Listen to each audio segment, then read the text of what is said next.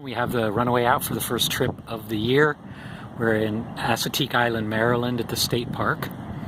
It's about a 3-hour drive here from home. And towing it was super easy. We're towing it with a Subaru Forester.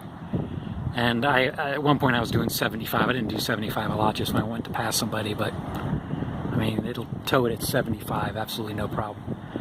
And I have 40 pounds of air in the tires. Not sure that's correct or not, but I tried to look up that size tire and see what it said. The only thing that I still have trouble with is I can't back this thing up very well. It jackknifes real easy. You have to make very small corrections on a trailer that's little, I guess, and I need a lot of backup space to back up. I got to pull way ahead of where I intend to back up.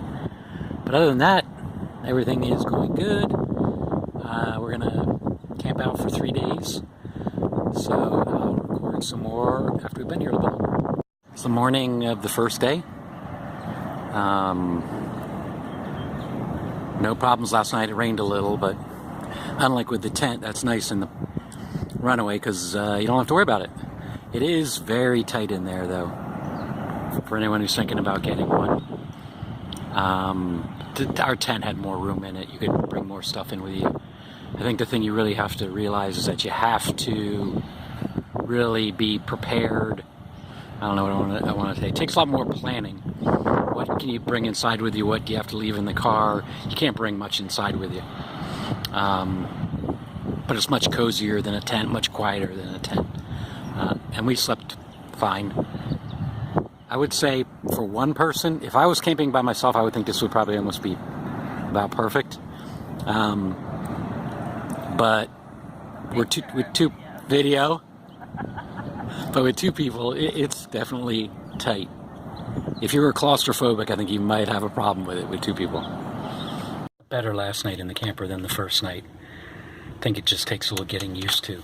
Like I said before, it is narrow, but the height of it, it seems like it's, higher, taller than since it's a square, it's taller than a teardrop. And that definitely helps when you're sleeping or when you're sitting in here. It gives you a much roomier feel.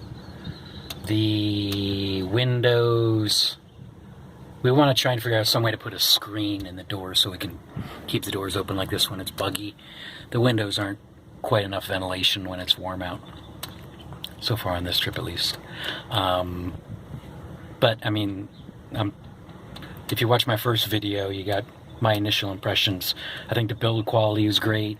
The customer service was very nice. Don't really have any complaints. The delivery was quick and easy. We're happy with it this weekend. We were walking around looking at other people's campers and talking about what they had and what we thought. We're happy with this.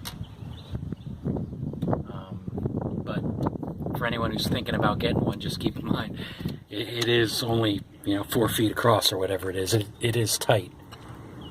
If you're claustrophobic or don't like small spaces, I wouldn't recommend it. But if you just want someplace, a room to sleep in and to hop out of the wind and the weather, but not to stay in for long periods of time, it works great.